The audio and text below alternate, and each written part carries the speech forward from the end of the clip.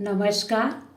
मैं प्रोफेसर मीना श्रीवास्तव, शासकीय कमला राजा कन्या स्नातकोत्तर स्वशासी महाविद्यालय ग्वालियर में इतिहास विषय की प्राध्यापक और विभाग अध्यक्ष हूँ।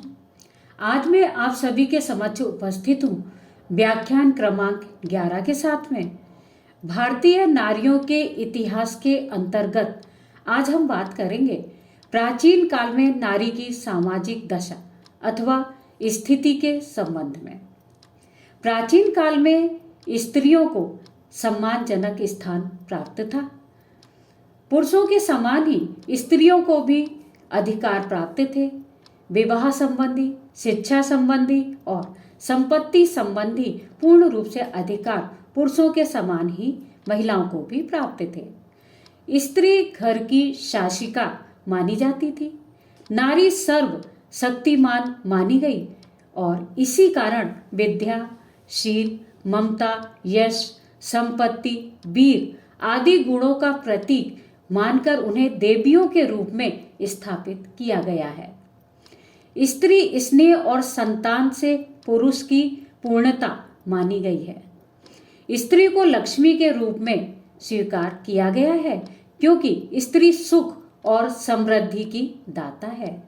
बृहद संहिता में यह उल्लेख प्राप्त होता है कि प्रजनार्थ महाभागा पूर्जाः ग्रह दीप्तः स्त्रियः इष्यन् गेहेषु न विशेषोस्ति कश्चन।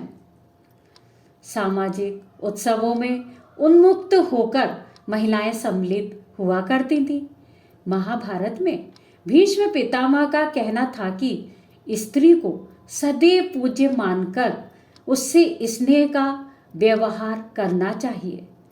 सूत्रों और स्मृतियों के समय में स्त्री की स्थिति सने सने निरंतर गिरने लगी थी। मनु ने अपने मनु स्मृति नामक ग्रंथ में लिखा है कि स्त्री कभी भी स्वतंत्र रहने योग्य नहीं है। आवश्यक कार्य हेतु अन्य स्थान पर जाने वाला व्यक्ति स्त्री की जीविका का प्रबंध करने का प्रयास करता था। इसका मुख्य कारण यह था कि जीविका के अभाव में शीलवती स्त्री भी पथभ्रष्ट हो जाती थी, अर्थात कि स्त्रियां पति द्वारा की गई व्यवस्था पर निर्भर रहती थी। विज्ञानेश्वर ने कहा था कि वह स्त्री बिना किसी से कहे और बिना चादर ओढ़े घर से बाहर न जाए, शीघ्रता पूर्वक न चले, बनिए सन्यासी, वृद्ध, वैद्य के अतिरिक्त अन्य किसी पुरुष से बात न करे। सामाजिक उत्थान हेतु यह अपेक्षित था कि स्त्री का चरित्र आचरण उज्जवल हो, स्त्री सुसंस्कृत हो। आचरणहीन स्त्री परिवार के लिए कलंक मानी जाती थी। प्राचीन काल में धर्मशास्त्रों में यह उल्लेख प्राप्त होता है कि जो स्त्री पिता या बांधवों के अधिक धनी होने या अपने सौंदर्य के अभिमान में पर पुरुष के साथ संगति करके अपने पति का अपमान करे, उसे राजा बहुत लोगों के सामने कुत्ते से कटवाए। महाभारत में भी यह उल्लेख प्राप्त होता है कि भर्तारम लंघे ददातु स्त्री ज्ञाति गुण दर्शिता ताश्रौमी खाद्य द्राजा संस्थाने बहु सहिथते। गणिकाओं की स्थिति प्राचीन काल के समय में श्रेष्ठ थी। नगर उल्लास में ये सहायक हुआ करती थी। सती प्रथा थी, इसके उदाहरण हमें प्राप्त होते हैं। पति के साथ समरण या सती होना या पति की मृत्यु के बाद ब्रह्मचर्य का पालन करना, ऐसे उदाहरण प्राचीन कालीन ग्रंथों में हमें प्राप्त होते हैं। रामायण और महाभारत में भी ऐसे उदाहरण देखने को मिलते हैं। पर्दा प्रथा थी, वैदिक युग में नहीं थी।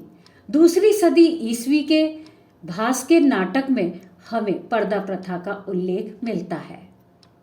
अब मैं चाहूंगी कि आप सभी मेरी पुस्तक भारतीय नारियों का इतिहास अवश्य ही पढ़ें, क्योंकि उसमें मैंने विस्तृत रूप से प्राचीन कालीन महिलाओं की स्थिति का वर्णन किया है और आप सामाजिक स्थिति को अच्छे तरीके से समझ सकेंगे। चलिए अब हम मिलेंगे अगले व्याख्यान में। उससे पहले मैं एक अपना दोहा प्रस्तुत करना चाहूंगी, सुनिएगा। नारी अति गुणवान थी, नारी अति गुणवान थी, रहा काल प्राचीन, लक्ष्मी और सरस्वती, अद्भुत रूप प्रवीण, साथी अद्भुत रूप प्रवीण। धन्यवाद, थैंक यू।